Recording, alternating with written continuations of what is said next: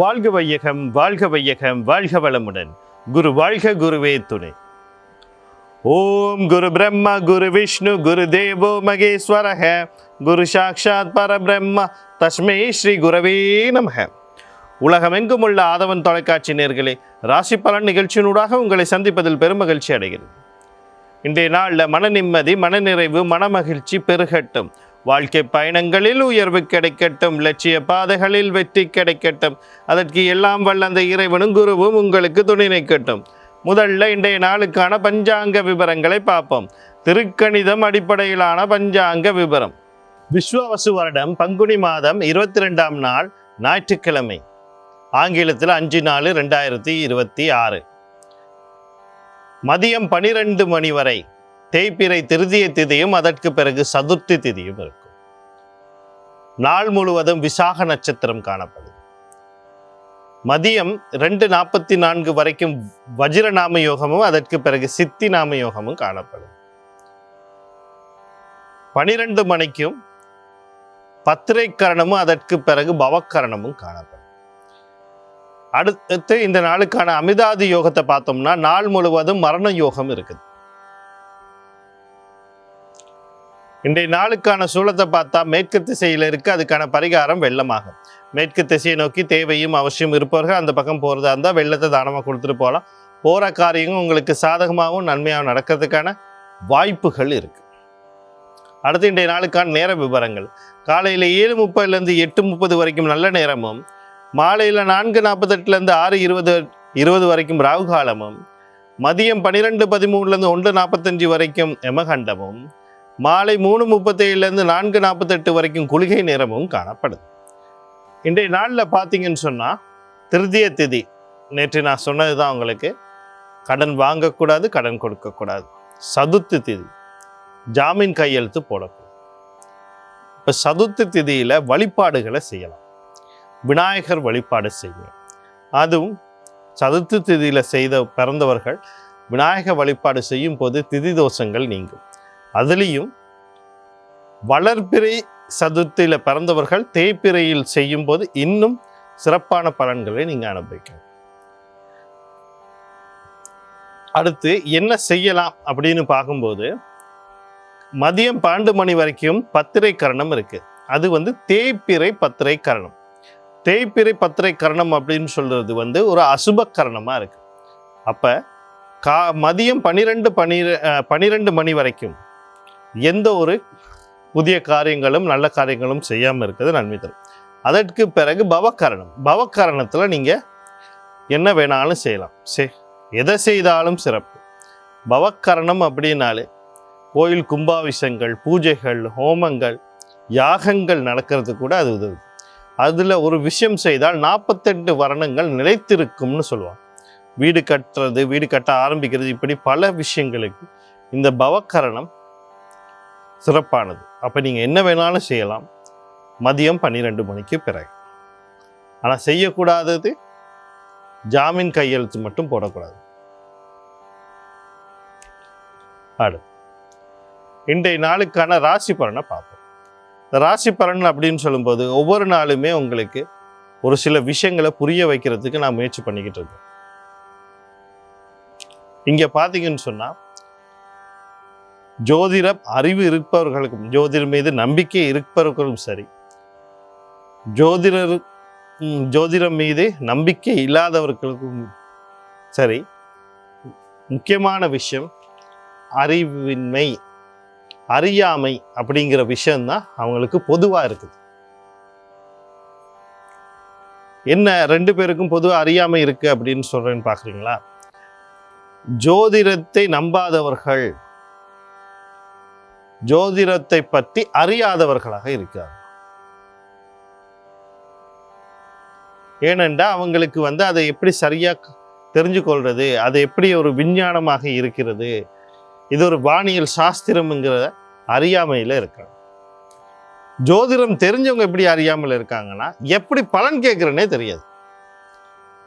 பொதுவாக ஒருத்தர் சொல்கிறாரு, பெரிய ஜோதிட சக்கரவர்த்தி ஜாம்பவான் தொலைக்காட்சி வாயிலாகவோ காணொளிகள்லையோ வலைத்தளங்கள்லையோ சொல்கிறாரு, இந்த பிறக்க போகிற குரு பேச்சு வரப்பெற குரு பேச்சு இல்லைன்னா வரப்போகிற சித்திரை வருட பிறப்பு மிதுன ராசிக்காரங்களுக்கு அமோகமான யோகம் இருக்கு. சிம்ம ராசிக்காரங்கள் எதிரிகளை பந்தாடுவார்கள் அப்படின்னு சொல்றாருன்னு வச்சுக்கோங்க. இது நடக்குமான்னு கேட்டா, உங்களுக்கு இதனால நன்மை இருக்கான்னு கேட்டா அங்கதான் கேள்விக்குறி வரும். நடக்கும்னா நடக்கும்.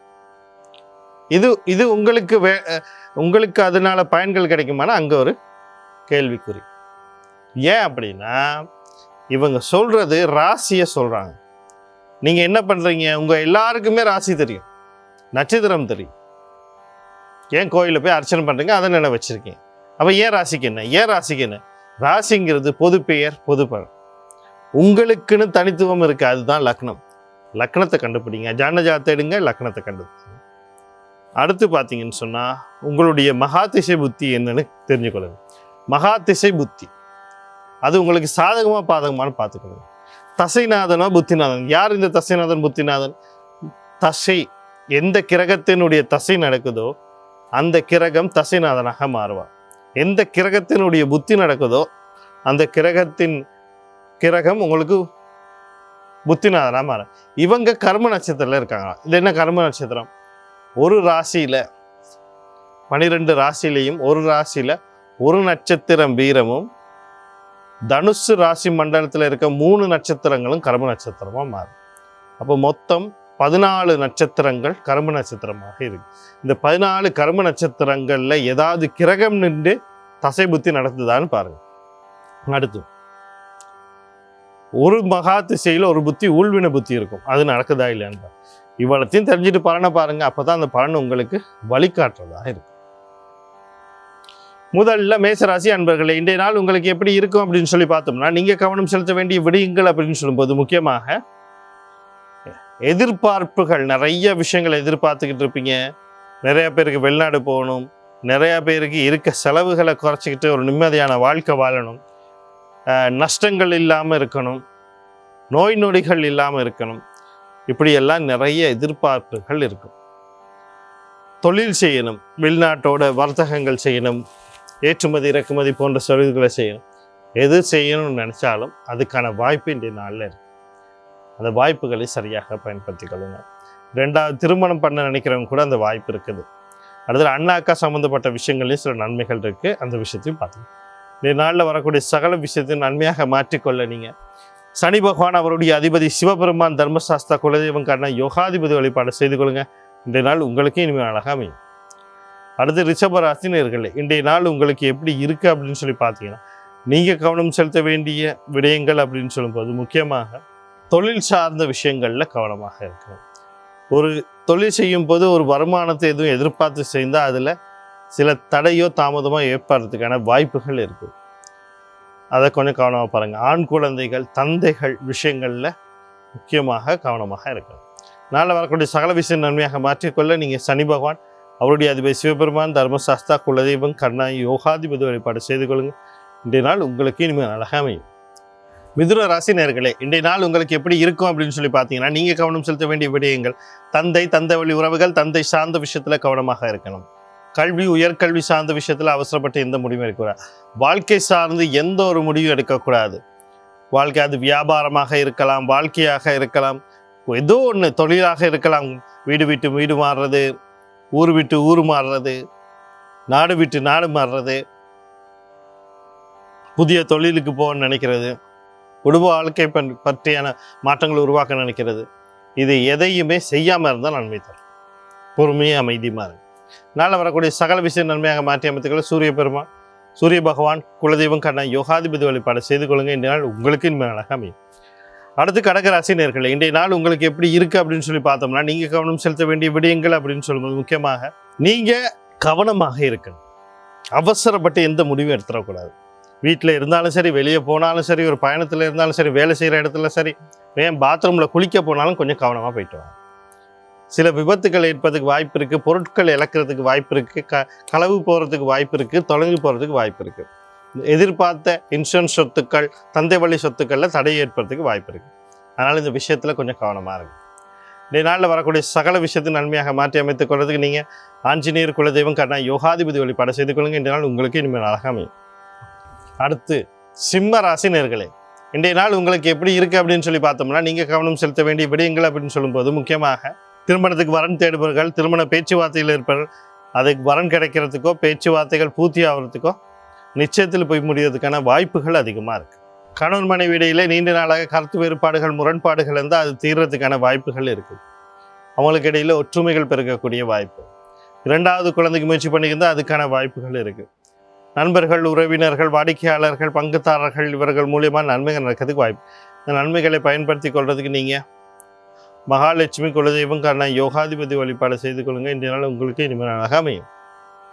அடுத்து கன்னி ராசினியர்கள், இன்றைய நாள் உங்களுக்கு எப்படி இருக்குது அப்படின்னு சொல்லி பார்த்தீங்கன்னா, நீங்கள் கவனம் செலுத்த வேண்டிய விடயங்கள் அப்படின்னு சொல்லும்போது முக்கியமாக தொழில் சார்ந்த விஷயத்தில் கவனமாக இருக்கணும். எந்த அவசரப்பட்ட முடிவும் எடுக்கக்கூடாது. கடன் சார்ந்த விஷயங்களில், கடன் கொடுக்கல் வாங்கல் சம்மந்தப்பட்ட விஷயங்களில் கவனமாக இருக்கணும். உடல் உபாதைகள் ஏதாவது தென்பட்டால் உடனடியாக வைத்தியசாலையை நாடணும்.